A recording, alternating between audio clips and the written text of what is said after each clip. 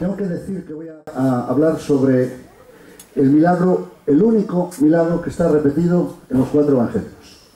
Y si está repetido en los 4, quiere decir que hay que observarlo. Hay que poner la atención sobre las verdades y principios que en él hay. Porque no todo se repite. Hay cosas que sí, y hay cosas que se repiten en 1 o en 2, pero en los 4 es el único milagro que se repite. Está en el Evangelio de Juan, capítulo 6. Realmente están los 4, lo digo, pero es en el Evangelio de Juan donde vemos, digamos, el punto de partida para el que vamos a leer. Vamos entonces a la palabra y dice lo que dice, a partir del versículo 1 hasta el 15. Después de esto Jesús fue al otro lado del mar de Galilea, el de Tiberias, y le seguía gran multitud porque veían las señales que hacían los enfermos. Entonces subió Jesús a un monte y se sentó allí con sus discípulos. Y estaba cerca la Pascua, la fiesta de los judíos. Y cuando alzó Jesús los ojos y vio que había venido a él gran multitud, dijo a Felipe: ¿de dónde compraremos pan para que coman estos? Pero esto decía para probarle, porque él sabía lo que había de hacer. Felipe le respondió: 200 denarios de pan no bastarían para que cada uno de ellos tomase un poco. Uno de sus discípulos, Andrés, hermano de Simón Pedro, le dijo: aquí está un muchacho que tiene 5 panes de cebada y 2 pececillos. Mas, ¿qué es esto para tantos? Pues Jesús dijo: haced recostar la gente. Y había mucha hierba en aquel lugar, y se recostaron como en número de 5000 varones. Y tomó Jesús aquellos panes, y habiendo dado gracias, los repartió entre los discípulos, y los discípulos entre los que estaban recostados, asimismo de los peces cuanto querían. Y cuando se hubieron saciado, dijo a sus discípulos: recoged los pedazos que sobraron para que no se pierda nada. Recogieron pues y llenaron 12 cestas de pedazos, que de los 5 panes de cebada sobraron a los que habían comido. Aquellos hombres entonces, viendo la señal que Jesús había hecho, dijeron: este verdaderamente es el profeta que había de venir al mundo. Pero entendiendo Jesús que iban a venir para apoderarse de él y hacerle rey, volvió a retirarse al monte él solo. El texto de partida que voy a utilizar es el versículo 5. Dice: cuando alzó Jesús los ojos y vio que había venido a él gran multitud, dijo a Felipe: ¿de dónde compraremos pan para que coman estos? Quiero hablar hoy de los recursos ilimitados de Dios. Y voy a usar este texto para hablar de que realmente la vida es una continua búsqueda de recursos. La vida. Si tú recuerdas la historia del hijo pródigo, y vemos que el hijo pródigo fue un hijo que se descarrió, que dejó su padre, su casa, llevó su herencia, la malgastó, veremos que hay un punto en el cual él decidió darse la vuelta, es decir, decidió volver al Padre, ¿verdad? Pero antes de que decidiera volver al Padre, dice Lucas 15, que él tuvo hambre. Él tuvo hambre. Antes de tener hambre de Dios, hambre de perdón, hambre de volver, tuvo hambre física. Lo que nos dice cómo Dios, ¿verdad?, utiliza la falta de recursos para que vayamos a Él. Y lo digo siempre, todas las personas que hemos venido a Dios es porque había algún recurso que necesitábamos, de cualquier índole, sea de salud, sea de vacío existencial, sea de lo que sea, ¿verdad? Falta de amor, falta de cariño, falta de aceptación, lo que sea. Siempre hay un recurso, ¿verdad?, que nos falta, que nos acerca o nos lleva a buscarlo de la fuente que nos lo puede dar, y sobre todo ilimitadamente, porque Dios es ilimitado. A Dios no le podemos limitar. A Dios nunca podemos decir no puedo, siempre Dios puede. Bueno, la realidad, ¿de dónde compraremos pan para que coman todos estos? Esa pregunta la hizo Jesús. Pero dice, esto decía para probarle, esto se lo dijo a Felipe, y Felipe casualmente vivía allí cerca. a 13 kilómetros, allí cerca, relativamente cerca, ¿verdad? Y insisto que esa pregunta es la pregunta que todos nos hacemos continuamente. ¿De dónde sacaremos, verdad, recursos para nuestra vida? Porque los recursos son muchos. Hay quien necesita trabajo, hay quien necesita economía, hay quien necesita salud, hay quien necesita compañero, preguntemos a los solteros desesperados, compañero, compañera. Hay quien necesita, quién sabe qué. Todos somos personas que buscamos algo porque necesitamos algo. Y en base a eso nos movemos. Yo no encontré nunca ningún ladrón que robe por placer, sabiendo los riesgos que corre, ¿verdad? Todo el mundo va a algún lado haciendo algo porque algo le mueve. Entonces, insisto que este es un recurso que Dios va a utilizar para que nosotros nos acerquemos a Él. Ahora dice que esto decía para probarle, es decir, cada vez que algo nos falta, ya Dios nos está probando, ¿verdad? Y las pruebas es algo que no gustan, pero que la Biblia dice que es algo que abundan, y que aún abundarán siempre, eso estarán siempre con nosotros, ¿verdad? Y por otra parte dice, esto decía para probarle porque Él sabía lo que había de hacer. Dios sabe lo que ha de hacer.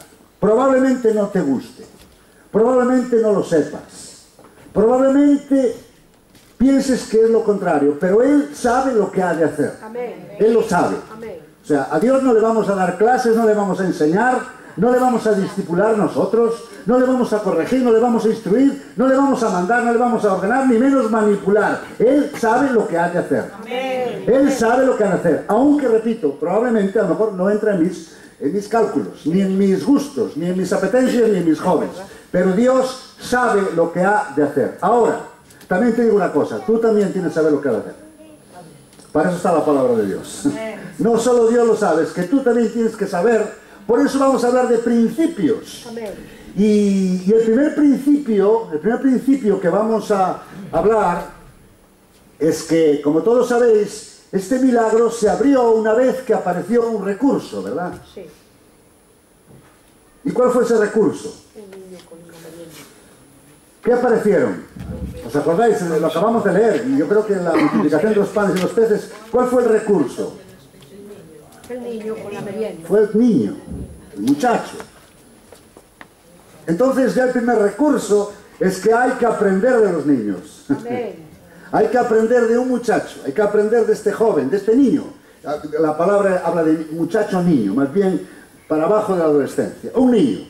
Y la verdad es que la teología de la Biblia sobre los niños es inmensa. Dejad a los niños venir a mí porque de ellos es el reino de los cielos. Dice, el que no viene, el que no se vuelve y se hace como un niño no es digno de entrar en el reino de los cielos, ¿verdad? O sea, los niños tienen una particularidad y es que se lo creen todo. Dices a un niño, mira, hay un perro volando, y dices, mira, fíjate, con alas y todo. Y lo miran, se lo creen porque lo creen todo. Pero ¿qué pasa? Nosotros ya somos demasiado perros viejos. Ya no me creo nada. Ya no nos creemos nada. Así nos va. Es verdad. Así nos va. Estamos cantando Vivimos por fe. Y yo me pregunto cuánta es esa fe. Yo me pregunto cuánto nos afecta esa fe. O por el contrario, si no vivimos por la fe, ¿por qué vivimos? Sí, es verdad. Si no vivimos por fe, vivimos por vista. Y cuando vivimos en base a lo que vemos, cuidado. Porque el Señor te mete en un desierto y es terrible. Hay veces en nuestra vida que no vemos nada. Hay etapas donde vemos mucho y etapas donde no vemos nada. ¿Por qué? Porque la Biblia habla de vivir por la fe, no por vista. Por lo tanto, la solución de este niño nos habla de que tenemos que tener una fe de un niño. Acordaos cuando vino al templo, ¿verdad? Cuando vino al templo Jesús dice que encontró, ¿qué encontró en la puerta? Gente vendiendo las cosas sagradas, ¿sí? Los animales, tal, que eran para los sacrificios. Y agarró un látigo y se echó por ahí. Aquello era una mercadería, una cosa verdaderamente miserable a los ojos de Dios, sabiéndolo como los judíos habían entendido que era el templo por excelencia. Pero dice que después entró dentro, después que hizo la limpieza, empezó a sanar a la gente, y dice que los judíos, los ancianos, se empezaron a decir, ¿pero qué hace este? Se dice que se escandalizaron, pero dice que los jóvenes alababan a Dios. Como siempre, siempre hay un público, ¿verdad? Amén. Y parece que el público de Dios está en la gente pequeña, Amén. en los niños, en los que tienen un corazón de niños. Y tenemos que reconocer que con los años nos hemos endurecido, hemos madurado tanto que estamos muy escépticos. Mira lo que dice la palabra. Dice... Amén.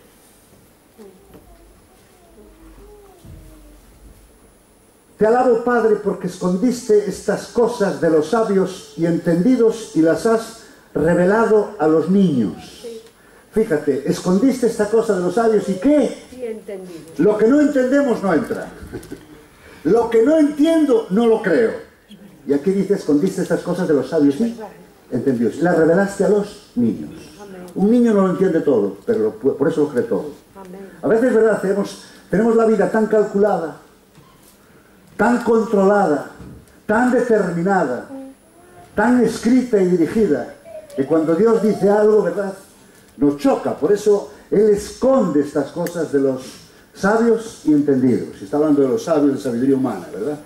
Y las revela a los niños, ¿verdad? Cuanto más pequeño eres, más grande eres. Amén. La pequeñez, ¿verdad?, de un niño, la inocencia, la capacidad de creer. Por eso a Dios hay que, a la hora de creer, hay que actuar como tú, un niño, que se lo creen todo. Pero claro, si empezamos a hacer nuestros cálculos, Señor, hacen falta 200 denarios. Aquí ya vino el contable del grupo. 200 denarios y no llegarían a nada, ¿verdad? Como veis, siempre ya está la mente humana calculando y poniendo las cosas de una forma más difícil de lo que son, porque parece como que Dios no estaba en medio. El Jesús que hacía unos capítulos acababa de sacar del agua al paralítico de Betesda, o sanar o resucitar al hijo del noble, no era capaz de alimentar a toda aquella gente o producir algo que trajera alimento, ¿verdad? Por eso, en primer lugar, la fe de un niño. En segundo lugar, dice que Jesús, una vez que tomó el pan, dice, habiendo dado gracias. Y la acción de gracias, precisamente, este mes se celebran los norteamericanos el Día de Acción de Gracias, ¿verdad? Una costumbre, oye, ¿por qué no entrará esa costumbre en vez del dichoso y maldito Halloween en este país? ¡Qué asquerosidad! ¡Asqueroso! Los niños de Dráculas, de muertos, de difuntos. Es miserable, un niño, sabiendo que los niños tienen pesadillas, que duermen mal de noche, que se les graba de críos. Y yo no voy a perder más hablando del Halloween. Pero ¿por qué no entrarán cosas como el Día de Acción de Gracias aquí? Amén. Y ahora como la Navidad, que la quieren prohibir. Ahora van a prohibir villancicos en algunos ayuntamientos porque molesta a los musulmanes. Cuando estábamos primero, no es por nada. Entonces, esta es la realidad, ¿verdad? O sea, América, que es la América del Norte, cuando hablo de América hablo de los yanquis, ¿sí? América del Sur es otra historia. Pero América celebra este Día de Acción de Gracias. Es un día donde la familia se reúne y donde la gente comparte un pavo, parece ser, un pavo asado, y celebran que hace 400 años unos peregrinos, escapando de una persecución religiosa, fueron en un barco llamado el Mayflower a las zonas de Missouri o Wisconsin o por ahí, y llegaron a una zona, a una tierra llena de indios, y la mitad de ellos se murieron en el barco por el frío y por las enfermedades, pero la mitad de los que sobrevivieron llegaron a aquella zona y había tribus de indios hostiles por todas partes. Y según dice la historia, parece ser que estos indios se acercaron a ellos, les enseñaron a pescar y les compartieron alimentos. Entonces ellos entendieron que era Dios proveyéndoles. Y desde ese tiempo celebran el Día de Acción de Gracias. Es una historia bonita. ¿Dónde empezó el Halloween? ¿En qué gesto? ¿En qué momento de la historia? Por ejemplo, ¿verdad? Y como el Halloween, otras historias. Carnaval, etcétera. Bueno, no vamos a luchar con la cultura, está ahí, pero al menos hay cosas que evidentemente tenemos que aprender. Porque la gratitud Amén. Siempre es una virtud que ejecutamos porque entendemos que alguien nos dio algo. Amén. Tú pasas por la calle, alguien te paga, hoy pase señor, o por ejemplo, te hacen un favor, te recogen algo que te cayó, lo que sea. O un funcionario se pone simpático contigo, funcionario me refiero de oficinas, de estos que son muy lentos, y te apura un papel. Gracias, ¿verdad? Gracias. Amén. Gracias. De buen nacido ser agradecido, es un dicho Amén. español, bueno, universal. Sí, de verdad. O sea, la gratitud, ¿verdad? Es una actitud que necesitamos. ¿Para qué? Para cambiar el carácter. Tenemos un carácter que es, qué tiempo, otra vez lloviendo. Y esta semana, otra vez lloviendo, y otra vez, que no para. Antes de ayer, no para de llover en todo el día, a menos que yo me fijé. Fue antes de ayer, sí. Sí. Antes de ayer fue horroroso, pero El día. es lo que hay, ¿verdad? Gracias a eso tenemos agua. Ya sabéis, el año pasado, en esta fecha, la ciudad de Vigo estaba un mes de agua. Estaban desesperados. Un mes de agua. Y aquí hace 15 días había sequía y ya se ha interrumpido. O sea que el agua tiene su parte buena. Amén. Yo creo que la gratitud, ¿verdad? Es la actitud por medio de la cual nosotros vemos que somos seres privilegiados. Que nadie de aquí está ahora en un hospital padeciendo. Amén. Nadie, gloria a Dios. Y nadie está en Catabois criando malvas. Estamos vivos, podemos disfrutar la familia, la vida. Hay cantidad de razones para ser agradecidos. La Biblia dice, como dice el Tesalonicenses, dar gracias en todo porque esto es la voluntad de Dios. Esto es la voluntad de Dios, que seamos agradecidos. Amén. Como decía aquel hombre que se le quemó la casa, bueno, a partir de ahora ya no tengo ratas, ¿verdad? Amén. No, claro. Es un chiste, pero tiene gracia.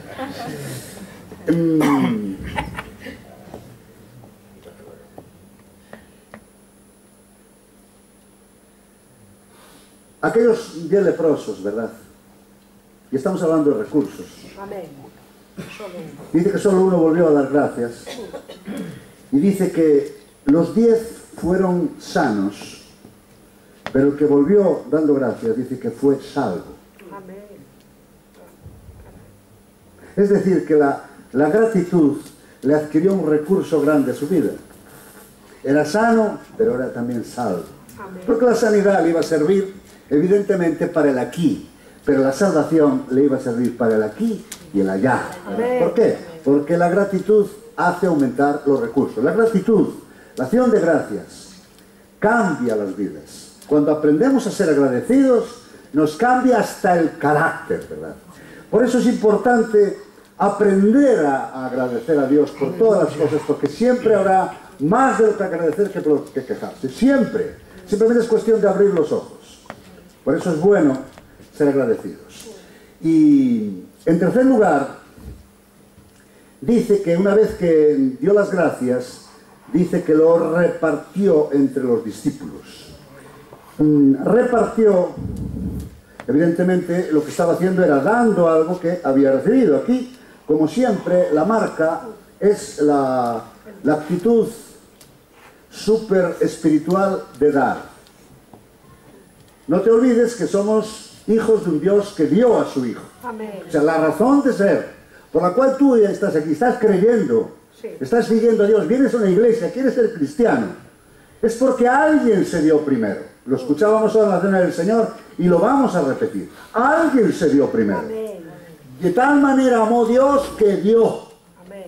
Si Dios nos amara y todo quedara ahí en el aire, pero no, su amor no es nada más que un efecto emocional, no es un efecto cognitivo, es un efecto práctico. Él dio a su Hijo. Amén. Y no creas que a Cristo no le costó nada dejar el cielo, dejar la gloria de Dios, venir a la tierra, nacer como nació, no precisamente en una cama mullida de la seguridad social, no, sino precisamente en un pesebre. En Galicia le llamamos una cuadra. Sí, pues ese es el Dios que se dio. El Dios que dio su vida para que entonces el darse. Yo sé que todo esto ya lo sabemos. Y parece como redundante, ¿verdad? Pero yo sé que Dios dio vida. Pero ¿qué espera Dios de ti, de mí? Amén. Que hagamos lo mismo. Si Dios fue generoso, ¿qué espera de mí? Que seamos, Dios, qué generoso eres. No, Dios espera que tú y yo aprendamos la generosidad. Alguno dirá, no, es que yo no tengo recursos. La Biblia habla de una mujer viuda que solo tenía 2 blancas, o sea, 40 céntimos.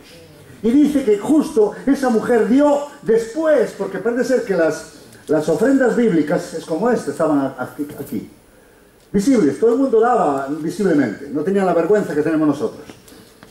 Como dice, no sepa tu mano izquierda o tu derecha, ¿no? Bien, entonces, antes que la mujer viuda, pasaron unos ricos, y dice la Biblia que daban mucho. Daban mucho.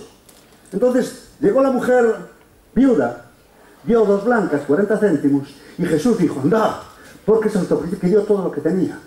Y dice, ve esta viuda, le dijo a los discípulos, esta viuda pobre dio más que todos los otros. Pero matemáticamente eso no era así.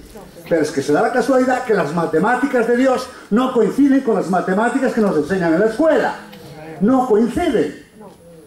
No coinciden. A Dios le impacta, le llama la atención el que una persona que no tiene lo poco que tiene va y lo da para Dios. Y en cambio no le llama la atención una persona que tiene muchísimo y lo que le sobra va y suelta ahí unos cuantos. No le impresiona, no le llama la atención. Tenemos que entender que Dios tiene una mentalidad mucho más amplia. Y el donativo, la dádiva de aquella mujer tenía más valor que el dinero que dieron nosotros. Matemáticamente no era así, pero espiritualmente sí. Y tenemos que entender que Dios ve las cosas con el valor que realmente las cosas tienen. Por eso seguimos a un Dios que tiene valores mucho más altos. Por eso nosotros somos mezquinos. Queremos amontonar, acumular. Pensamos que eso nos va a guardar el futuro, ¿verdad? Tengo que acumular para el futuro, no sea que venga un... Si viene, prepárate. Ya ves lo que está pasando en Puerto Rico, ha pasado en Honduras, tantos países. Ha venido un ciclón, ¡pum! Han desaparecido casas, iglesias, empresas. En un momento. ¿Acumular para qué? Por eso la Escritura habla de la generosidad. Tenemos que ser generosos. Mira, hay 3 áreas de ser generosos. Número 1, con Dios. La Biblia lo dice claramente en el Antiguo Testamento. Los judíos aprendieron a diezmar. Pero también el Nuevo Testamento habla de las ofrendas. Eso habla para con las personas. Y en tercer lugar habla de otra cosa y son las limosnas para el necesitado. Y yo creo que como creyentes deberíamos de autodisciplinarnos. Porque te voy a decir una cosa. A mí dar, no sé por qué no me fluye. No me fluye, no es como respirar que me fluye. O el hambre que me fluye. O la sed me fluye. A mí dar no me fluye. Es así. Pero yo cuando leo la Escritura me fluye. Porque a los ojos de Dios me doy cuenta que esto es algo que me hace bien, algo que me bendice y bendice a otros y a Dios le agrada. Por eso dice la Biblia que Dios ama al que da con alegría. Es más, cuando das de mala...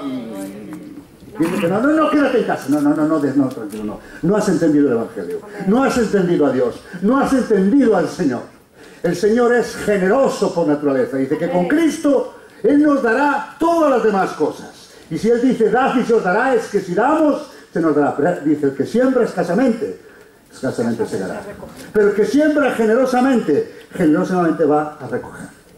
Entonces, fíjate, estaba leyendo esta semana la palabra y un texto que he pasado muchas veces por él, de repente como me saltó,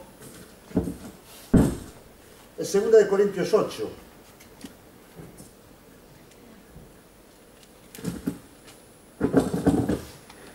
Dice, asimismo, hermanos, os hacemos saber la gracia de Dios que se ha dado a las iglesias de Macedonia.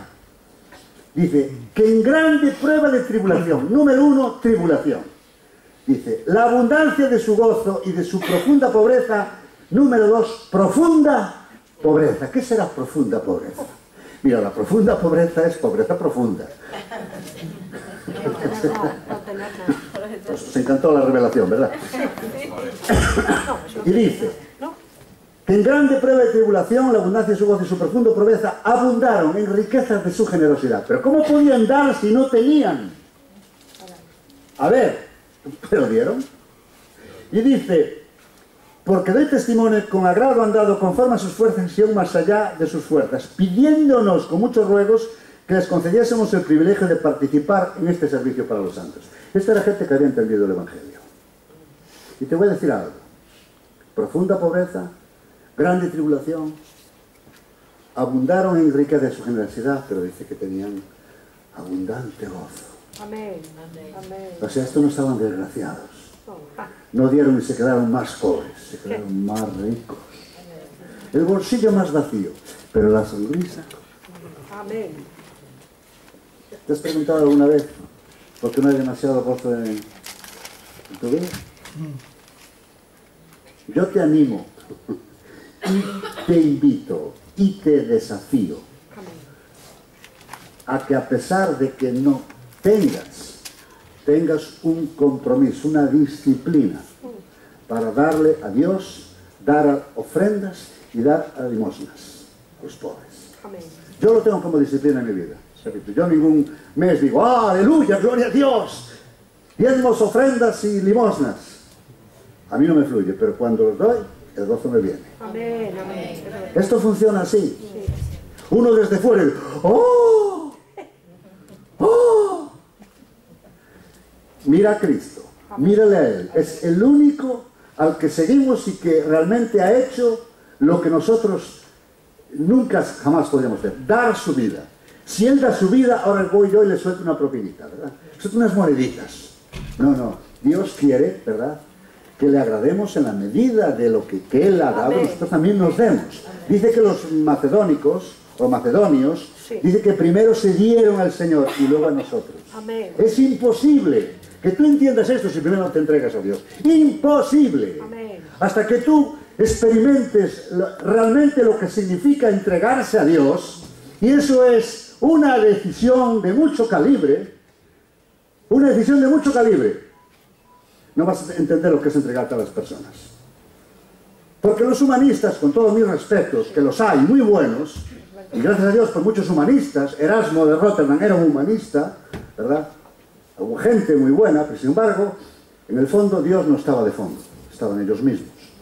Muchos humanistas, pues, la sonrisa les vino cuando les hicieron un busto, una estatua, o les dieron un nombre de una calle. Pero un cristiano no busca eso. Un cristiano busca la gloria de Dios, sabiendo que Dios ama al dador alegre. Y al decir ama no quiere decir que no te ama, si no le das, quiere decir que te ama de forma especial. Amén. Es como todos los padres y todos los abuelos. Tienen su nieto, su hijo, la niña de sus ojos. ¿Verdad? Aquel que le da la sonrisa, que le hace el chiste, que le hace la gracia, etcétera, etcétera. Entonces Dios ama al dador alegre. Y ahí tenéis el mar muerto. El mar muerto está muerto, no hay algas, no hay peces, no hay nada, porque recibe y no da nada. Es un mar que está en el interior y recibe de varios ríos, pero no da nada. Y por eso dice el mar muerto, ¿verdad? Me asusta lo callados que quedaseis. Dice que no solo dieron, no solo repartieron esos panes, sino que se saciaron. Dieron hasta que la gente se sació. Y yo creo que esto es importante, ¿verdad? La esencia del cristianismo es dar. Y lo voy a repetir las veces que haga falta. Amén. No hay cristianismo si no entendemos que venimos de un Dios dador, un Dios generoso. Amén. Él se pudo haber quedado en el cielo, sin embargo, por amor a ti, Él vio la necesidad de venir, bajar al planeta Tierra, entregar su vida, darse por ti y por mí, para que tú y yo ahora podamos disfrutar de la salvación, el perdón y la vida en abundancia que tenemos en Jesucristo. Amén. Eso es el Evangelio. Responder con gratitud, responder con lo que Él pida de nuestras vidas, ¿verdad?, a un Dios que Él nos amó primero, se dio primero. Amén. En este pasaje, como veis, y es algo creo que hay que entender, vienen 2 veces la palabra multitud, pero 4 veces viene la palabra discípulos. Precisamente los discípulos fueron los encargados de realizar este trabajo. Y yo creo que Dios quiere trabajar en esa dinámica, es decir, hacer de nuestras vidas no creyentes meramente, sino hacer discípulos. Tú, aunque no lo pienses, ni lo creas, ni lo imagines, ni lo calculas, Dios quiere hacer de ti un discípulo. Amén. Eso es lo que Dios quiere hacer de tu vida. Amén. Su discípulo. Amén. Creyentes tiene mucho, dice la Biblia, que aún el diablo cree y tiembla, ¿verdad?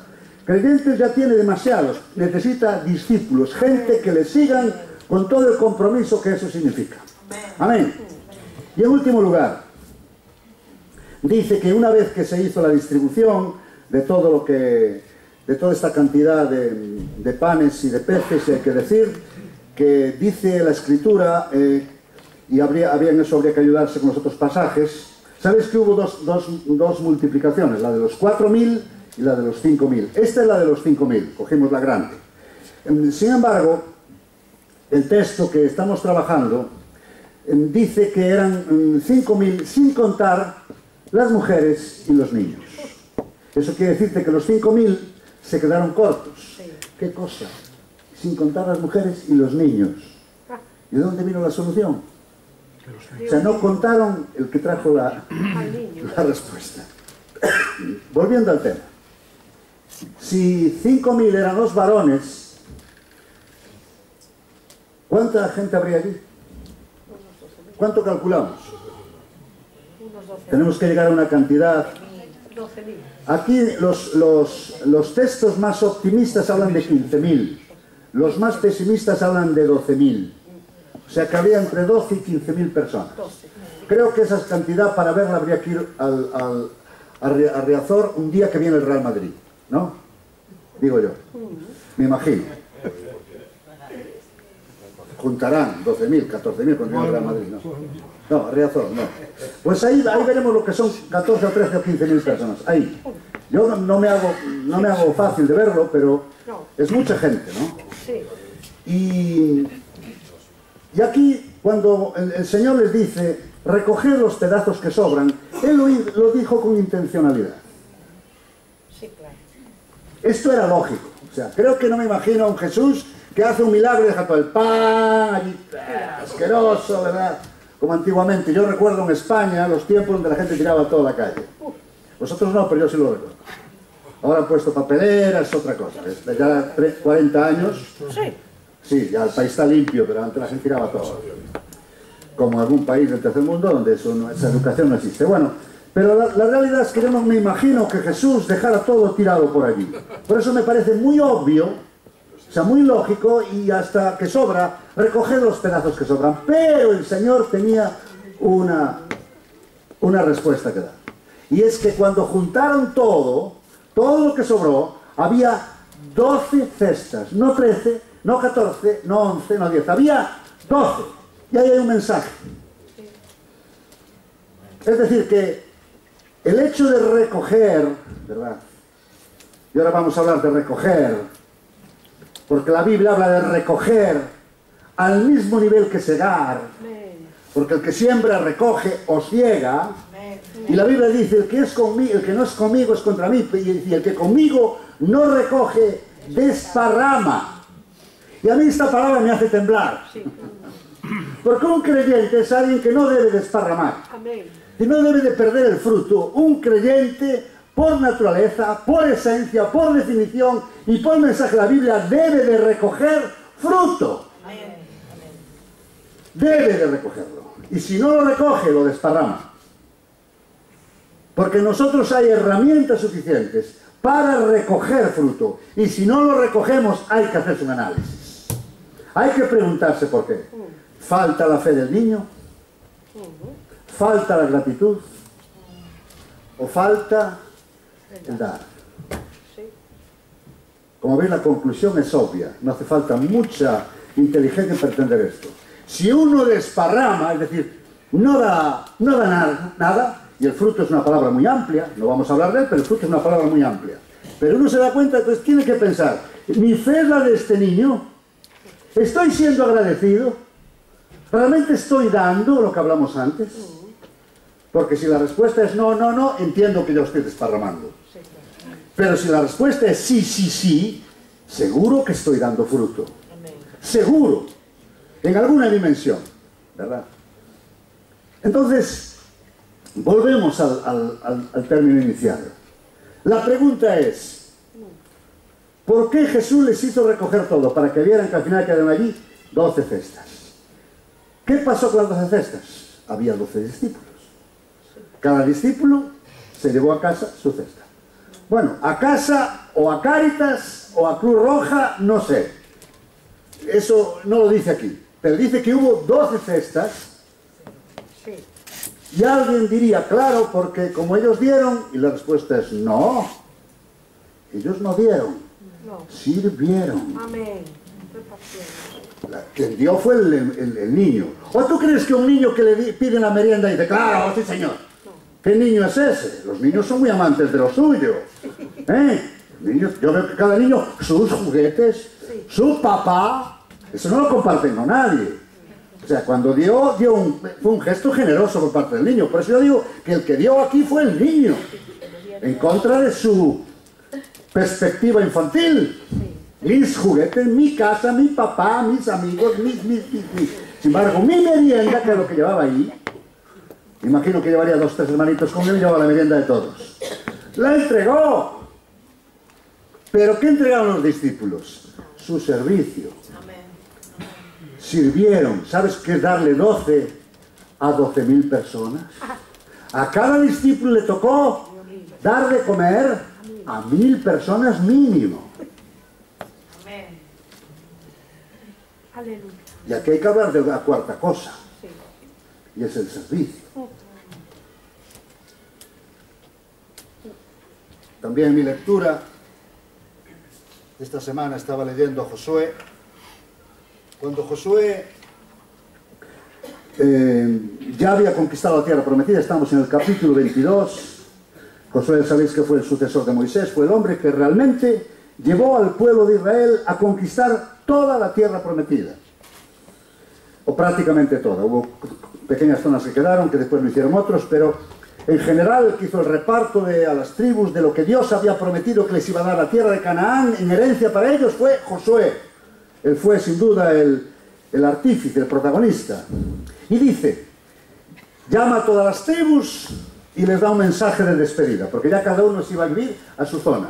Realmente ese era de los últimos tiempos donde todas las tribus estaban juntas como ejército, habían conquistado la tierra y era el momento ya de cada cual fuera a su casa y fueran felices y comieran perdices, ¿verdad? Ya no se dice eso ahora, porque veo que os quedasteis como tal. En mis tiempos todo el mundo, las películas fueron felices y comieron perdices, ahora ya no se dice. Bueno, pues era el tiempo donde ya todo estaba terminado. Y le dice, ahora pues el Señor vuestro Dios ha dado reposo a vuestros hermanos. Dice, volved, regresad a vuestras tiendas, a la tierra de vuestras posesiones, que Moisés, siervo del Señor, os dio al otro lado del Jordán. Solamente que con diligencia cuidéis de cumplir el mandamiento y la ley que Moisés, siervo del Señor, os ordenó. Y dice, que améis al Señor vuestro Dios. Número 1, amarle. Y andéis en todos sus caminos. Amarle y no andar.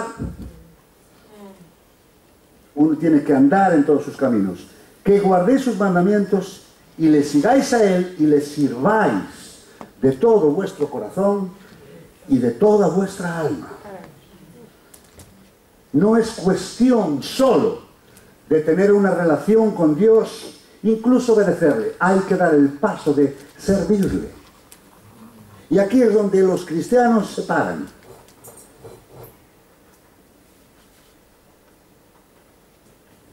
El que no sirve, no sirve. Servir es sin duda una de las áreas más prácticas de la vida cristiana. El servicio, la diaconía, el ministerio que significa servir. Sin duda fue lo que hicieron aquellos discípulos. Dieron de comer, vieron cómo los demás comían, vieron cómo los demás, ¿verdad?, se regocijaban con la comida, tranquilotes allí, encima sentados allí en aquel especie de prado, y sin embargo, ¿verdad?, ellos tuvieron que hacerlo una y otra vez. 1000 personas. Yo hice un cálculo en una ocasión, creo que fueron 3 o 4 horas de trabajo. Casi nada. Al final, como Dios les dice, mira, fruto del servicio, aquí está, esto es para vosotros, ¿verdad? Y que no es nada más que una señal bíblica, que no es por lo que valga, ni por lo que sirva, ni para lo que esto se pudiera utilizar, sino el hecho que yo creo que Dios está honrando a los que sirven. Es una manera de honrarles, de reconocerles, ¿verdad? Vinieron con las manos vacías, se van con una cesta, ¿verdad?, de alimentos sobre su cabeza, ¿verdad? Es un ejemplo profético, sin duda, que nos habla mucho de que no hay servicio que no sea honrado por Dios. Dice la Escritura, si alguno me sirviere, el Padre le honrará. Y yo sé que Dios es fiel a su palabra y está comprometido con esta realidad. Si alguno me sirviere, ya dicen si todos. Si alguno, el Padre le honrará y Dios va a honrar a aquellos que le sirven. Ahora te voy a decir una cosa, servir no es hacer lo que más te gusta.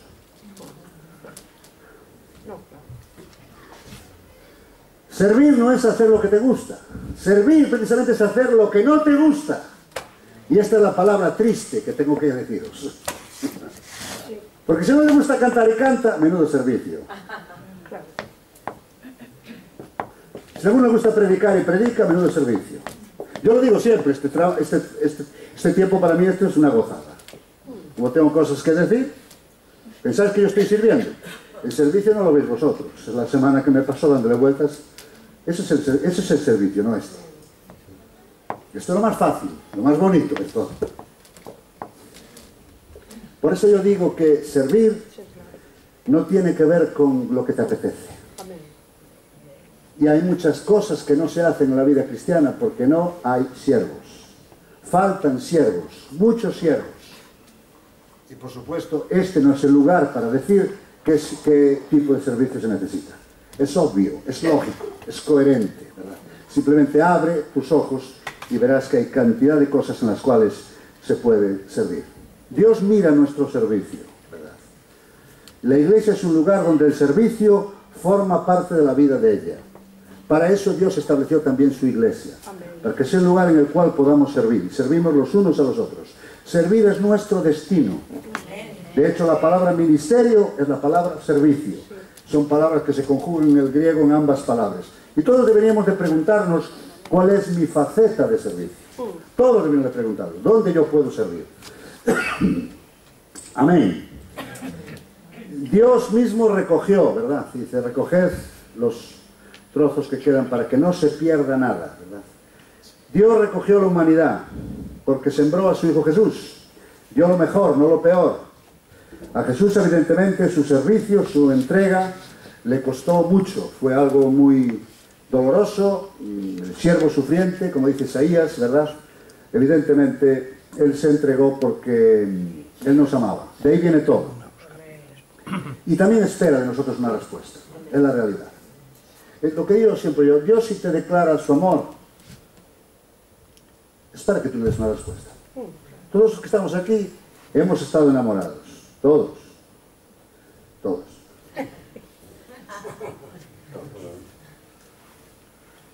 Y todos hemos esperado una respuesta al otro lado. Porque el amor no es unidireccional, el amor es bidireccional. El amor tiene dos direcciones. Y si yo esta mañana hemos hablado de la fe del niño, hemos hablado de la gratitud, hemos hablado de dar, hemos hablado de servir, ¿verdad? Estas son las maneras que podemos responderle al amor de Dios. Amén. Amén. Amén. He terminado. El mensaje de hoy era hasta aquí. Quiero dar una coletilla final. Probablemente algunos de los que estáis aquí no entendáis lo que voy a hablar ahora. Pero es una parte profética de este pasaje. Porque la Escritura siempre deja, como yo lo llamo, coletillas proféticas. Yo lo llamo guiños proféticos de Dios, que solo a través de la obra del Espíritu se pueden entender. Y que evidentemente, como dice la Escritura, estos son para aquellos que lo reciben. Y probablemente no todo el mundo entiende lo que voy a hablar ahora, pero me gustaría terminar y, digamos, marcar este sermón, como dicen en internet. Odio esa palabra. Será un sermonazo, ¿verdad? Más sermón suena a golpe. Sermón. Sermón. Discurso, conferencia. Creo que es una palabra. Leyendo el versículo 10. Versículo 10 de San Juan dice, esto ocurrió en medio del evento, ocurrió en medio de la multiplicación. Entonces Jesús dijo, haced recostar la gente. Y había mucha hierba en aquel lugar, y se recostaron como en número de 5.000 varones. Este versículo no está fuera de lugar, sino que, repito, aquí hay un guiño profético, hay una manera Dios de comunicarse, y a veces Dios se comunica no por lo que dice, sino por lo que quiere decir, ¿verdad? Y este guiño profético es en relación al lugar donde se produjo esto. Dice los 4 evangelios, y precisamente este es donde menos lo dice, aquí habla de que estaba en un monte, versículo 3, el otro lado del mar de Galilea, el otro lado, y los otros evangelios lo que dicen es que este era un lugar desértico. Por eso le llama la atención, o llama mi atención el hecho, dice que había mucha hierba, pero Marcos, no te voy a volver loco con los... dice que había hierba verde. Y yo digo, ¿y la hierba de qué otro color hay? Seca. Gracias. Tiene razón aquí el sabio Marcos. Eso era una Galicia como la de estos días. Los que no sois de aquí ya visteis porque Galicia es verde. Esta semana os sirvió de... La están regando a todas horas, no te extraña. ¿Esto está verde o está verde? No cabe la menor duda. Está verde porque no hay otra solución. Entonces, los otros evangelios, juntamente con este, dicen que este era un lugar desierto de la ciudad, dice, llamada Betsaida. Es decir, Betsaida en la ciudad en la costa, y esto estaba hacia el interior, sobre un monte, y los otros evangelios dicen, este no, pero lo dicen los otros 3 en este milagro, dicen que era un lugar desierto. Y en algunos dicen un lugar desértico. Pero todos también anotan que había hierba verde. Lo quiere decir que aunque era un lugar desértico, ahí había... agua. Frío. Frío, ¿cómo? Frío. Si era un lugar desértico y había hierba verde, ¿qué había pasado? Había llovido. A veces le damos demasiadas vueltas a la palabra. Si en un lugar desértico aparece un campo de fútbol de hierba verde, no artificial, ¿verdad? Dice, aquí es que anduvieron regando mucho. Sí. Eso es la realidad, ¿sí o no? Sí. Entonces, ya tenemos algo que nos llama la atención, y es que era un lugar desértico, pero ahora no estaba desértico. Había sido desértico, pero ahora no estaba desértico. Y por eso los evangelios enfatizan que había mucha hierba. Y el evangelio de Marcos dice que era hierba verde. Y claro, yo digo, esto no está aquí por casualidad.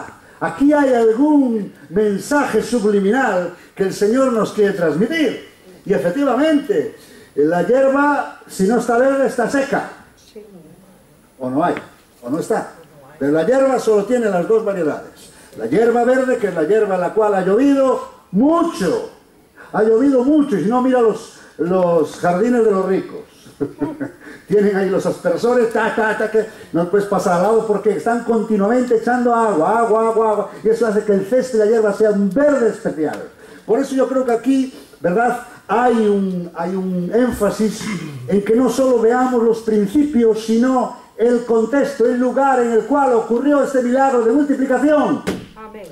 Y no sabía, pero la concordancia que uso en casa me puede mirar hasta 2 palabras juntas. Y miré la palabra hierba verde y veo que viene muy pocas veces en la Biblia. Muy pocas veces. Una de ellas es en el Génesis. En el Génesis dice que se produzca la tierra hierba verde, dice además, ¿no? Ahí viene en un par de ocasiones. Y otro lugar, evidentemente, y esto creo que es la palabra que es en el libro de Zacarías. Estamos hablando de un profeta del Antiguo Testamento, uno de estos profetas de los difíciles, porque los profetas siempre emitían palabras proféticas muy difíciles de comprender. De hecho, mucha gente no sabe si esto era meramente simbólico o realmente era algo que está así. Pero dice la Escritura en el capítulo 10 del libro de Zacarías, esta palabra, que es la palabra de un profeta, y dice, pedid al Señor lluvia en la estación tardía. Dice, Dios hará relámpagos y os dará lluvia abundante. ¿Está ahí? Sí. Y hierba verde en el campo a cada uno.